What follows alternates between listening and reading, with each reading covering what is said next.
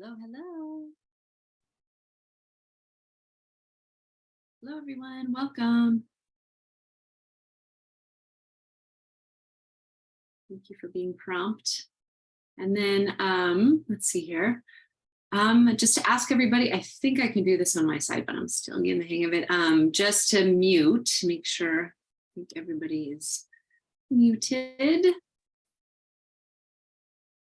see here. And we'll just give another moment or two for others to join. Okay.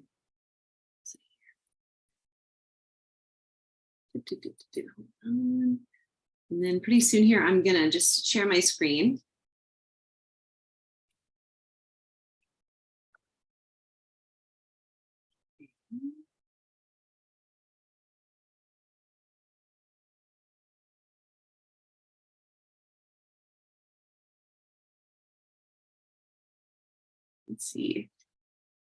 Let's see. Do you know if I can just mute everybody from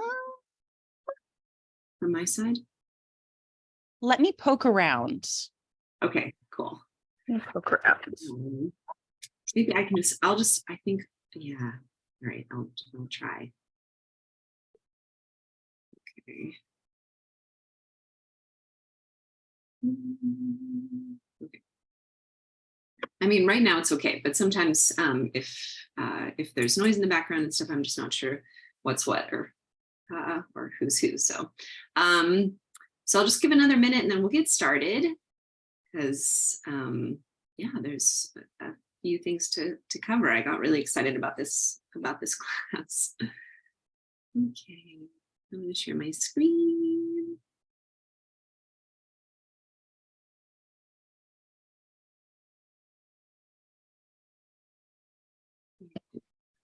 Started. All right, oops. Okay.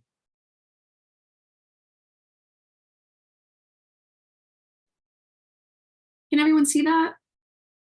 Yes. And Rachel, if it does get a little noisy, you may find an option that says manage participants. And there may be an option in there just in case. Okay, cool. Thank you. So far, so good. Okay, let's see. Oops. So yeah, since we only have a half an hour, I'm just going to get started. So thank you everyone for joining me today to talk about summertime herbal remedies, which is quickly becoming all of the recipes that I really want to make, and I just want to talk about them. So I hope that you all will be inspired to get in your kitchens and your gardens and in the woods and your farmers market and make up some of these recipes. So just a little housekeeping. So I'm going to answer all questions at the end. So if you want to put your questions in the chat box, and then I'll get to them at the very end. And then the recipes that I'm going to be sharing here will also send. So if you all can email us your emails to be able to get the PDF or the download for the recipes. I just thought we could do it that way this time around. We'll probably put them on the blog, but it might take a minute. So if you want the recipes, then just email us and request them and we'll get them to you. So yeah, so summertime herbal remedies, let's get started. So summertime is really about the sun, right? It's like this time that we get to be in this solar radiance, the highest point of the powers of the sun for the year. And so, you know, this kind of sun worship, it doesn't, I mean, I love the sun. I'm a total lizard and would bake in it all day. But sun worship isn't necessarily about loving the sun. It's just also about reaping the benefits of this time of year and that kind of the daylight and where the plants are at and just that energy of action. So this is a season that we really take our cues from the plants. This is the time that we act like a plant. So what does that mean? That's, you know, the way that we can actually absorb the sun take it in and help growth through the solar sort of radiance of the sun.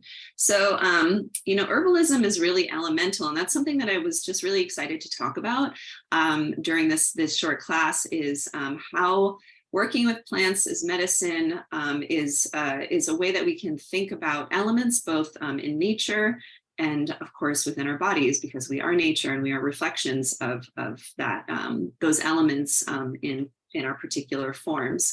So it's an approach that I think can bring in intuition and also our five senses when we're thinking about the elements. It really helps to navigate a gigantic plant world, and also really think about things that are going on with us. If we start to think about things in terms of the elements, if for instance, like inflammation is hot, colds or congestion is cooling. So just a little kind of planting the seed of this as a concept, and we can get into that a little bit more. So seasons, of course, have their elements, and the element of the summertime is really fire. So fire and the kind of the spectrum of the element of the sun and of the fire exist on a spectrum. So there's heat, there's action, there's inspiration, being enlivened. There's this opportunity for excessiveness, being burned, depleted. It kind of, again, it exists on this spectrum. Dryness is also part of this element. So there's times in the summertime where we can kind of identify, like, okay, today I felt really enlivened and really, I got to have fun. I got to be really external. But then the next day you're just like, feel depleted. You feel dry. You feel overly heated. So this is, again, this time where, herbal medicine can really help us come back to a place that feels good. And we can work on addressing, when we're feeling enlivened, when we're feeling a lot of activity, how can we help ourselves with plants, with plant medicine? And if we're feeling really depleted, how can we also help ourselves? So one of the concepts that I also wanted to bring up today is thinking about working with remedies in sympathy and antipathy. So I am just going to bring up this slide here. So antipathy is really thinking about a remedy that contains the opposite characteristic of an ailment. So if you think about it, for the sun, we have on the left here, we have this sort of sympathetic way that we think about, like working with the sun's forces. So that's, plants that help us energize, that stimulate, that help us absorb, build, and grow. And then to balance that, that overly heated place, that's when we work in antipathy, which is cooling and soothing, recovering, calm, balance. So I wanted to talk about that again as just planting a little seed. So when you're making your remedies, oftentimes it's a combination, but it's just, again, like having a certain legibility or literacy around what an approach might be, depending on what the issue is, what ailment is going on, and what plants you might work with, less from just getting a list of like, okay, this plant, this list from this book says it's good for this, but actually really going into that intuitive sensory place, like, okay, what is the kind of like an antipathy or the balance of whatever's going on in my life, and how can I work with plants in that way? So also just wanted to bring up, different seasons kind of have affinity with different body systems, both in terms of ailments, but also just kind of how we act in certain seasons. So the summertime is, energy, it's the nervous system. So there's a lot of external, outward action. So we come into a lot more exposure, more skin being revealed to the sun. And then with the skin, we're active. So we're outside. So we're getting more scrapes, we're getting more stings, burns, rashes, right? Just coming into contact with poison ivy or poison oak or whatever it might be, working in the garden, getting, abrasions from that. Musculoskeletal system. So that's exertion, exercise, adventure. So we're just usually more active in the summertime. And then the heart, kind of powering that activity. So thinking about our energy in different ways. And again, like we can sometimes get caught up in that. So there's like a lot of fun, there's like a lot of festivals, that kind of action is really external. So really thinking about the heart. And then the mucosal membrane. So, that's the kind of like pink part that's exposed to the world. So our noses, our mouths, our vaginal walls, just our stomach lining, all of those places where the world kind of touches us. And especially in the summertime, there's particular things like allergies or just exertion, different kinds of foods that we might be eating. So these are just some of the systems that we're going to address with some of the potions that I have lined up as well. Okay. So here's a list of some plants for sun worship, and these botanicals help us meet and grow from the energy of the sun. So this is the kind of acting like a plant where we're really we're absorbing the sun's energies. We're aligned with the sun's energies. So this is a list. I mean, the thing is, when I started to prepare for this class, I was just getting really excited because, again, it's the summertime where all these plants are available, and you're going to the farmer's market and it's super stacked, and there's the berries, and then I just want to make all the things. So that's very summertime.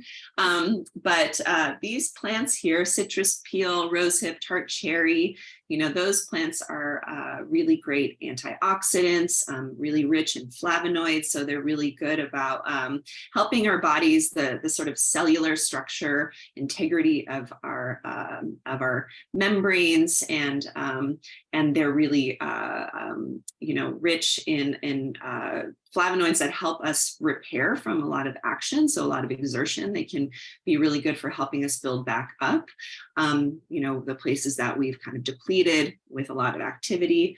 Oregano and ginger, cayenne, of course, those are stimulating herbs and plants, in the foods that we're eating. In the summertime, there's usually a lot of that like citrus and spice, thinking about like chimichurri or something like that to balance the kind of rich foods that we might be eating, but it's got a lot more of that like peppery, citrusy. That's just usually part of what we're craving in the summertime. So that is, again, kind of like meeting that like with like. In homeopathy, that's this sort of principle. Like if we're feeling a lot of heat or whatever it is, sometimes the remedy, depending on what's going on, can actually be applying more heat. So there's that, it's just a little bit of that principle. So and then with let's see, I'm getting a little bit of feedback. Okay. So calendula, hibiscus, and hawthorn, those again kind of help us build up and strengthen these places and systems that we might just be, extra with during the summertime.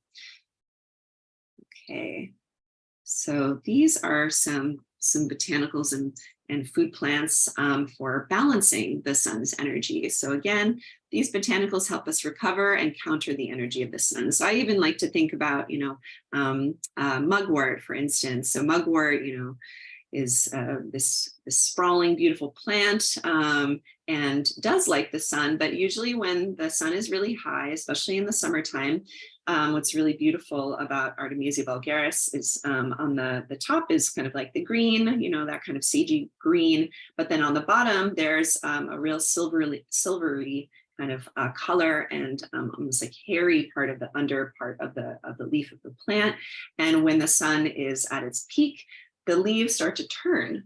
And so you see, you'll see this in a lot of different plants, coltsfoot, et cetera, where the plants actually start to reflect the sun back. And it's such a brilliant and beautiful way of working with the sun, eating the sun when the time is right, and then being like, okay, it's a little too much, and being able to reflect some of that back. So potatoes, mince, even when we taste mince, again, that element that from our own sensation of a plant, we can feel something that's slimy and mucilaginous. We can taste that kind of cooling flavor of peppermint or spearmint, slippery elm, chia seeds, barley, fenugreek, cornsilk, comfrey, flax seeds, and seaweed. So these plants are really under the category of demulcents. And that basically is, demulcent is derived from a Latin word, which means caress, which I think is so beautiful. So these plants really help soothe, coat.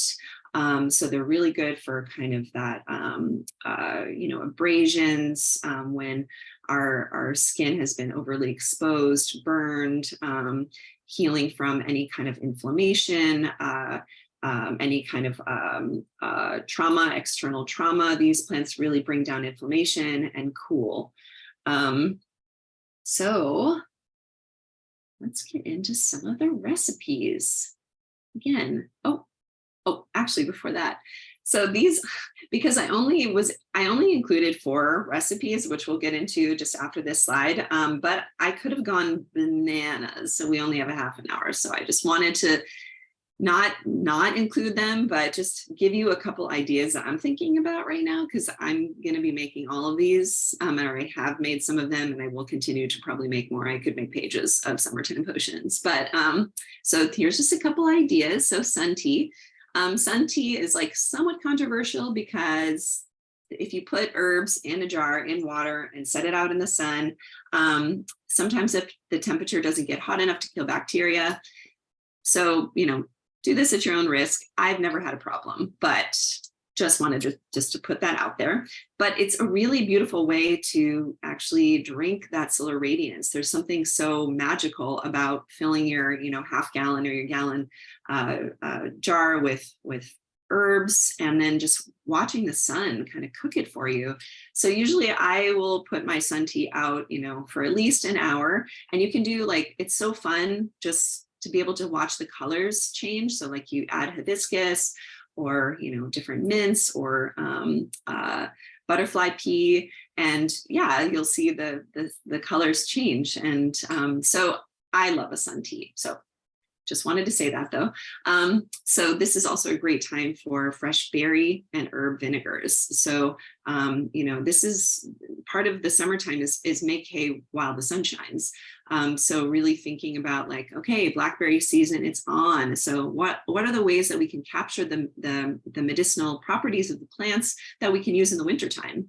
This is a really good time for making, your prezzies for solstice, and thinking about jams and all that stuff. But vinegars are great because there are ways that you can just make excellent and delicious culinary vinegars that you can add into salad dressings and that kind of thing. They make great presents, as I said, but also to take, a teaspoon to a tablespoon a day for, if you have eye issues, for instance, or you're just trying to promote more capillary strength or varicose veins. There's so many different botanicals that if you're taking, these flavonoid rich botanicals, blueberries, blackberries, those wild ones especially, and you can incorporate them in a tasty way every day, by making a bunch of these vinegars in the summertime. You're golden for the rest of the year. So this is the time to do that.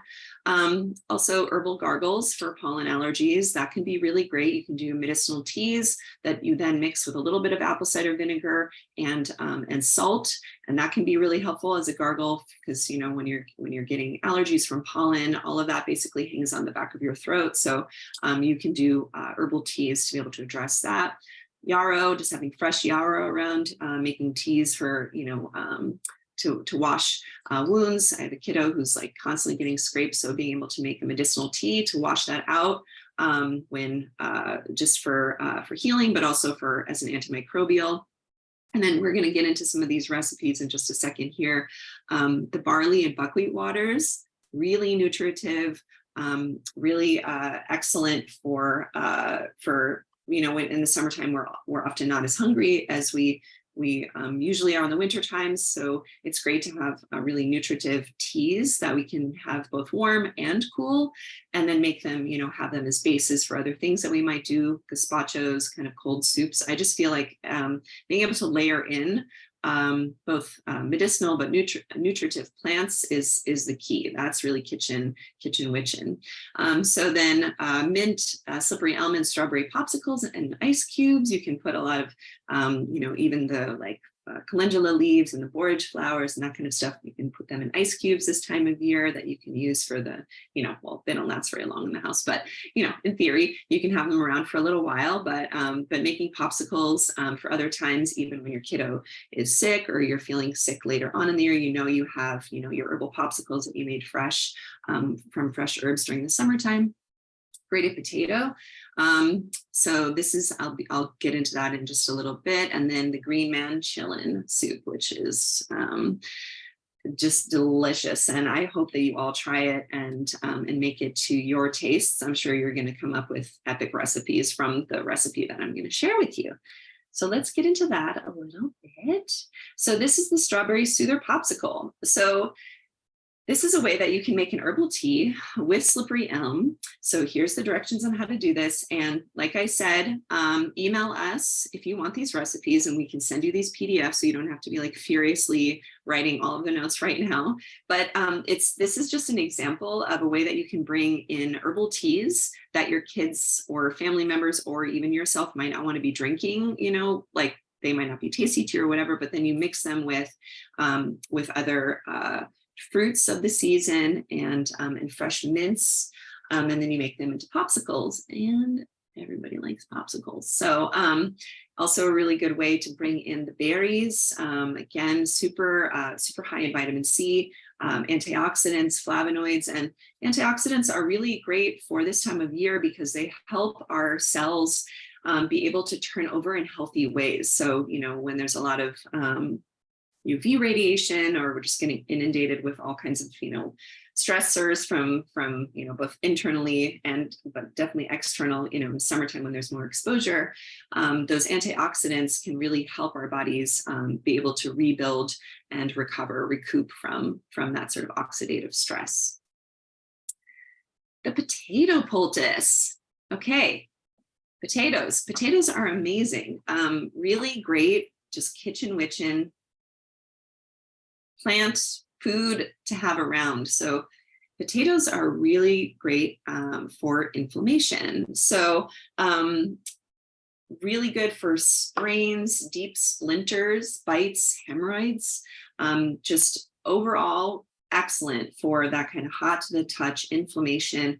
You get a sprain, put this on until you're making your way to the doctor, and it can really help with inflammation. So basically what you want to do is grate it, and then you can just slap it on with some cheesecloth and some plastic wrap. You can also mix, as I call out here, with slippery elm to make like a more binded poultice. But this is just old school, and it really works, and it's great. So a whole new use for those potatoes hanging out in your pantry or deep in your fridge. And then barley water. So this is a great, so I have two different versions because barley does contain gluten, but there's also a buckwheat tea that I have here as well. So nutrifying and tonifying to the mucous membranes, especially the bladder and the urinary tract. So really good for folks who have kind of chronic cystitis, to help just with the integrity of those mucosal linings. It's also delicious, so you can add sweeteners, you can add sliced cucumbers, you can make this and have it be sort of a base for other soups. I wouldn't cook it too much longer than this, but again, just thinking about it creatively. What else can you, because gazpachos, that kind of thing, and just really satisfying. So really, you can, there was like a little bit like barley water had a minute. So you can go look, I think like Dr. Axe talks about it. So if you want to go deep into this, it's really worth it. Really easy to make. And then what's cool too is once you kind of take the water off the top, you can still cook the barley, and it's one of the most delicious grains. Buckwheat tea, also great, high in antioxidants, and really nice as kind of a before bed tea. It kind of has that, both of these have that like savory quality to them. So they're satisfying in the way that like a chicory coffee or like, a coffee can be, but obviously not caffeinated. So just a nice alternative to the more herbal teas or the kind of sweet citrusy. And then The Green Man Chillin'. So this is great. I can't take the credit for this. I am obsessed with this. There's like a green smoothie at this great grocery store locally called Good Earth. And I've been making my own kind of versions of it. But what's cool about this, again, is that it uses nettle tea as a base. So this can be a great vehicle for other less tasty teas that you might want to be drinking more regularly, but it's just kind of hard to stomach, to drink. Some people love, really herby flavored teas, and other people don't. So this is a great way you can make a big, half gallon of it and have it in the evenings. Again, you could serve it at a dinner party. It's delicious. And so it's a way to bring in some of those herbal teas, but then also juices, celery. Celery is really an excellent lymphatic mover, really good for basically releasing extra fluid in the body. So great way to get a lot more celery into your diet. You can also do other kinds of juices with kale. This is a great way to juice the zucchinis when you start to get like zucchini for days, and then the next thing you know, it's like the size of like a toddler. So a way that you can use those sort of liquids is to juice it and then add it into your Green Man Chillin' soup. So yeah, now I can stop sharing my screen and take some questions here. Okay. All right, does anybody have any questions? Let me see here. Thanks so much, Kelsey, for popping that in the chat right there. So you can just email, if everybody takes a look at the chat, you can email marketing@fatinthemoon.com or reply to the newsletter, and we will hook you up with these recipes. Favorite recipe for sunburns. So yes, there's so many different, there's so many great remedies depending on where you're at. I love Turkish towel. It's a seaweed. And what you do is you get the Turkish towel, you put it in water and let the mucilage start to really, like, you'll see the Turkish towel, it's like this big and then it'll swell. That mucilage is really excellent for sunburns. You can also use diluted apple cider vinegar with a tea. That can be really great for sunburns, just to soothe and to help cool it off. Of course, aloe is a great one, but you just want to make sure that you don't put any oil on a sunburn, because that actually can trap the heat in. So, when you're traveling, if you make, you can make, we have a bite and burn spray, but you can make your own version of that with witch hazel, a little bit of apple cider vinegar, and rose water. That's a really great, just a first aid, and lavender. A little bit of lavender essential oil is great for first aid for traveling for sunburn. But if you can find yourself a little Turkish towel and just you can bring them dried. It's incredible. Turkish towel is like one of my favorite seaweeds. And then the texture of the seaweed itself expands, and it's almost like a washcloth that you can use. So that's what I would recommend. Any other questions?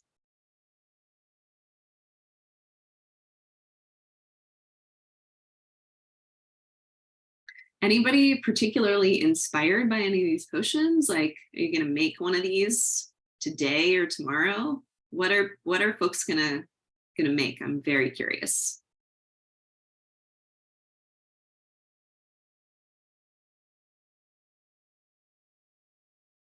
Sun tea, yep.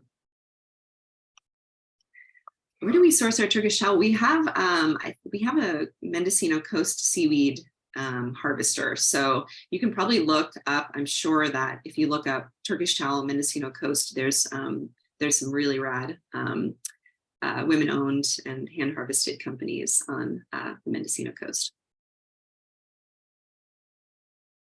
No other potions? What are people gonna make?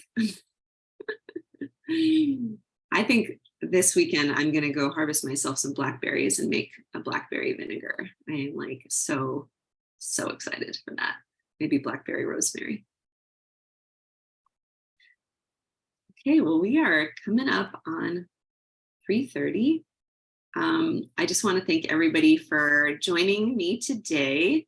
And yeah, I hope that this was helpful. And yeah, I hope that this is not only helpful but delicious. I hope you really enjoy yourselves in making these summertime remedy potions. Thank you so much, everyone. Take good care.